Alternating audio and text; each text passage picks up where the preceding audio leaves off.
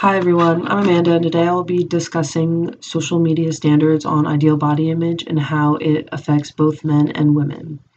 I picked this because I think it's a growing problem in our society and has many negative consequences attributing to it.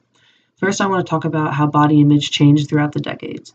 First, in the 1900s, the body image was deemed hourglass figure, which meant a thin waist, bigger chest, and rounded shoulders. Then, in 1920s, the flapper was deemed an ideal body image, which was a more lean build. Then, in the 1950s and 60s, Marilyn Monroe became a dominant ideal body figure. She was deemed more fuller and also more curvy. Then, in the later 1960s, models started to morph in what today's media standards are for the body appearance, which is twiggy or rail skinny.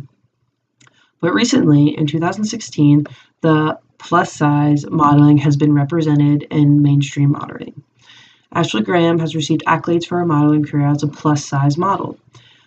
Although this is a breakthrough of the social media's norms, I still think that it puts a label on modeling, just like Rail Skinny did.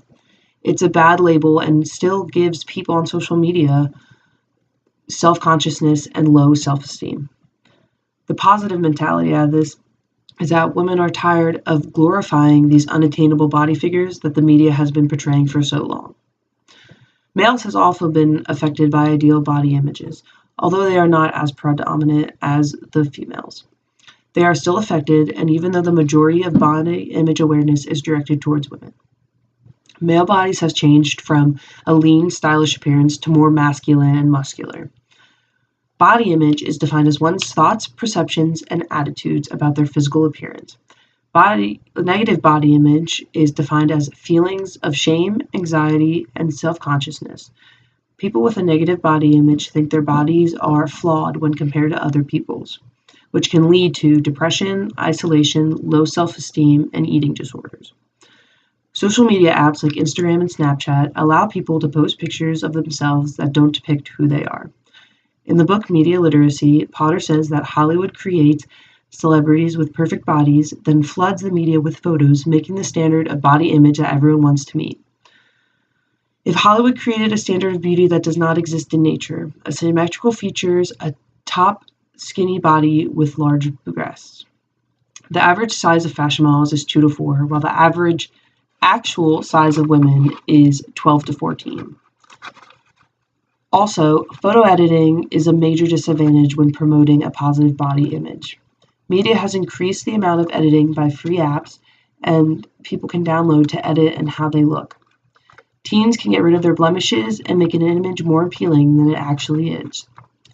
A psychologist asked a young female about a photo editing and she said, I didn't get to choose how I'm going to leave my apartment today. If I could, my body would look completely different. But I can choose which picture makes my arms look thinner. The mentality is not healthy for people and will become more ashamed of their body when they cannot achieve an unrealistic body image that media shows. This can lead to depression and eating disorders.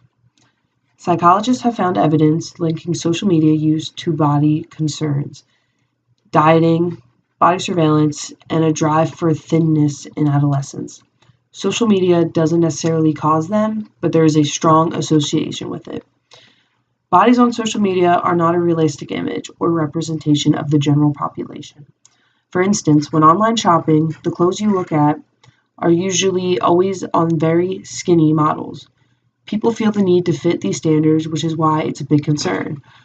A lot of artists say that the reason why they put on skinny models is because they look better in it, which I think is just completely false because most of the general population is a bigger size than what models are. And that is why I think it is a very important topic that should be addressed and decreased.